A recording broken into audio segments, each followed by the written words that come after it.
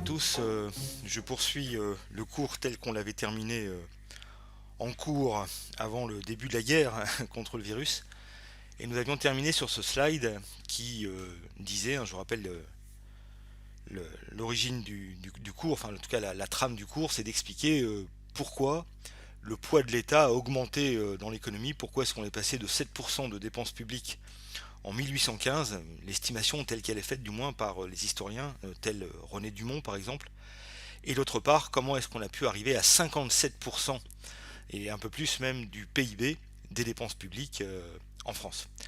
Et donc parmi les arguments que nous avons passés en revue, eh bien, nous arrivons à l'argument de la crise de 1929.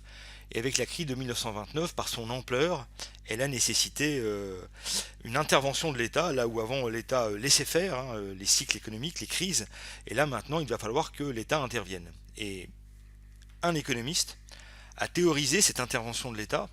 Il s'agit de Keynes.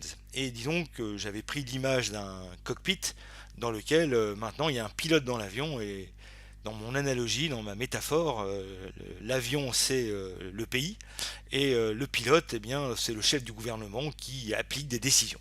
Et dans le slide qui apparaît ici, là, on avait vu que l'État avait des objectifs et des moyens pour mener des actions de politique économique conjoncturelle ou structurelle, nous l'avons vu ensemble.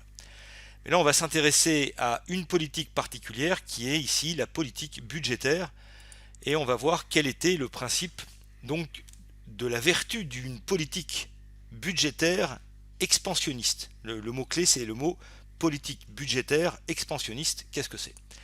Ça s'appuie sur l'idée d'un multiplicateur qu'on appelle keynésien. On va l'expliquer pourquoi, puisque c'est Keynes qui avait fait le raisonnement. Et le raisonnement, il est le suivant. Au départ, le point de départ de son raisonnement, je commence du général au particulier, je commence à décrire grossièrement le raisonnement. Ça part d'une impulsion, une variation, le delta qu'on voit ici, delta I de l'investissement, qui va entraîner une augmentation du revenu.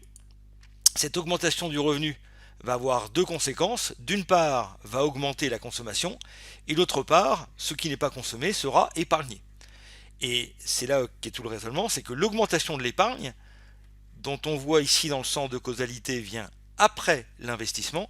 L'augmentation de l'épargne va financer ex post, après coup, l'augmentation de l'investissement. Alors naturellement, c'est très contre-intuitif, puisqu'on a le sentiment dans la vie courante que quand on veut investir, eh bien, on doit d'abord épargner, on met de l'argent de côté, et une fois qu'on a la somme d'argent que l'on veut, on peut acheter quelque chose, un investissement par exemple, acheter une maison ou ce genre de choses. Et bien avec Keynes, pas du tout, on se retrouve avec un schéma inversé dans lequel l'épargne est la conséquence de l'augmentation du revenu, et l'augmentation du revenu est lui-même l'augmentation de l'investissement. Alors on va voir le raisonnement un petit peu tel que ça peut se produire. On va prendre un exemple. On va prendre un exemple avec une fonction de consommation keynésienne très très simple. On va imaginer que le C qui apparaît ici, c'est la consommation qui est égale à petit a, qui est la propension marginale à consommer, forcément comprise entre 0 et 1. Donc la propension marginale à consommer, si je dis que la propension est égale à 0,8, ça signifie que si votre revenu augmente de 1 euro, vous allez consommer 80 centimes, et donc épargner 20 centimes. Donc le petit a, c'est la propension marginale à consommer, Y est le revenu, plus B, B c'est la consommation autonome. Alors la consommation autonome, c'est le terme générique que l'on donne à ce paramètre. Imaginons que le revenu soit nul, que Y soit égal à 0. Si Y est égal à 0, C, la consommation ne sera pas nulle, elle sera égale à B. Donc le petit b, donc ça veut dire que la consommation ne sera pas nulle, même si le revenu est nul. Donc qu'est-ce que signifie le petit b? Ça signifie que par exemple, même si votre revenu est nul, vous pouvez quand même consommer, soit parce que vous avez mis de l'argent de côté, justement, vous avez un patrimoine qui vous permet de continuer de consommer, soit parce que le petit b correspond à l'aide sociale minimum, par exemple le minimum vieillesse, qui fait qu'une personne âgée qui n'a pas de revenus et qui n'a pas de retraite va pouvoir consommer un minimum parce qu'il y a une aide sociale qui est ici. Donc cette fonction de consommation, elle est très très simple, et donc C est égal à AY plus B, nous allons la garder. Maintenant, Y ça va être le revenu disponible, B c'est la consommation autonome, je l'ai dit. Et là on va imaginer, on va suivre le raisonnement de Keynes, Et on va imaginer dans un premier temps que le I qui est ici, c'était une dépense gouvernementale. C'est un investissement qui vient du gouvernement. Pour simplifier, on va partir d'une mairie, par exemple, la mairie du Havre, par exemple, et donc qui va faire des travaux. Donc on va imaginer que les 1000 d'investissements que la mairie du Havre vient de mettre en place, par exemple pour construire un rond-point, pour faciliter la circulation, eh bien ça va entraîner une augmentation de 1000 du chantier, en tout cas de l'entrepreneur qui va avoir la responsabilité de faire ces travaux. Typiquement, vous avez la mairie qui va décider de faire un chantier de 1000 euros. La procédure, c'est qu'ils vont faire un appel d'offres, donc ouvert au public, en expliquant que il y a un cahier des charges à respecter. Plusieurs entrepreneurs vont remplir ce cahier des charges et au conseil municipal, la mairie va choisir tel entrepreneur. On va imaginer qu'il y a un entrepreneur qui va voir le contrat remporté, donc lui il va gagner 1000 et 1000 de revenus pour lui. Je simplifie les détails, tout n'ira pas dans sa poche, mais là pour simplifier, on va considérer que les 1000 d'investissement correspondent à 1000 de revenus pour l'entrepreneur. Si la propension marginale à consommer est de 0,8, ça signifie que les 1000 vont se transformer en 800 de consommation et il restera un petit quelque chose, un petit résidu de 200. Alors vous allez me dire, bon, c'est tautologique, ok, on comprend que les dépenses des uns sont la consommation des autres, d'accord. Sauf que le raisonnement de Keynes, il va être en dynamique. Les 800 de consommation ici, le delta C, ça va correspondre à 800 d'augmentation de revenus pour quelqu'un d'autre. Là, par exemple, on peut imaginer que mon entrepreneur, il est content d'avoir eu ce contrat et donc il va se payer un beau voyage et donc il va aller voir une agence de voyage pour se dire, les affaires marchent bien, je viens d'avoir un contrat avec la mairie du Havre, je vais pouvoir avoir 800 en plus. Et donc, ces 800 qu'il va dépenser, c'est delta C, l'augmentation de la consommation pour lui, correspondent à 800 d'augmentation de revenus, dans mon exemple, pour une agence de voyage. Et cette agence de voyage, le directeur de l'agence, lui, il va voir ces 800 de revenus augmentés, et ces 800 d'augmentation de revenus vont se transformer en 640.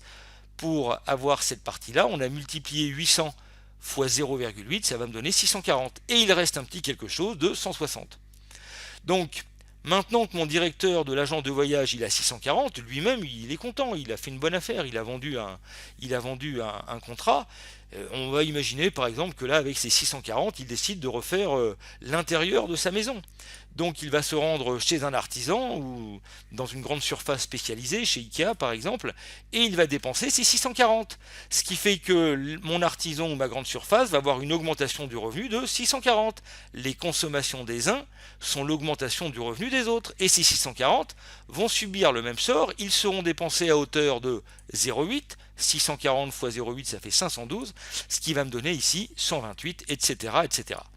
Et donc on voit qu'on a un processus dynamique continu, et on veut juste savoir, finalement, c'est ça le problème macroéconomique qui se pose maintenant, combien les 1000 d'investissements initial, rappelez-vous, initiés par la mairie du Havre dans mon exemple, vont donner en supplément de revenus ici. Donc on a juste une addition à faire, l'addition est de savoir celle-ci. On va la poser en détail, je commente, c'est très simple. Mon delta Y, ça va être 1000, plus les 800 qui sont ici, plus les 640, plus les 512, etc. Les 1000, on les a trouvés en disant que c'était 1000 fois 0,8, plus 1000 fois 0,8 fois 0,8, plus 1000, 0,8, 0,8, on a compris. Delta Y, 1000, je le mets au carré, au cube, etc. Les 1000, c'est quoi? C'est ma variation d'investissement initial, plus delta I 0,8, delta I 0,8 au carré, etc. Là, on se rend compte qu'on peut factoriser les delta I. Je mets delta I en facteur, je vais donc avoir 1 plus 0,8 plus 0,8 au carré plus 0,8 au cube, etc.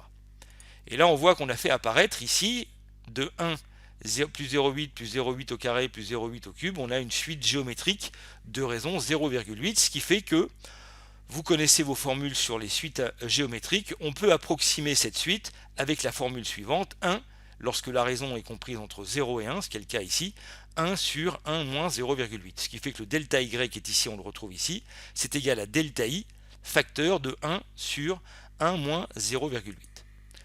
Ce qui veut dire que cette somme-là ici, c'est ce qu'on appelle le multiplicateur. Dans la vision keynésienne dynamique, eh bien, l'investissement initial, là ici en l'occurrence, les 1000 d'investissement initial, ont créé, si on fait 1 sur 1 moins 0,8, ça fait 5, 1000 fois 5, ça nous fait 5000 euros de revenus.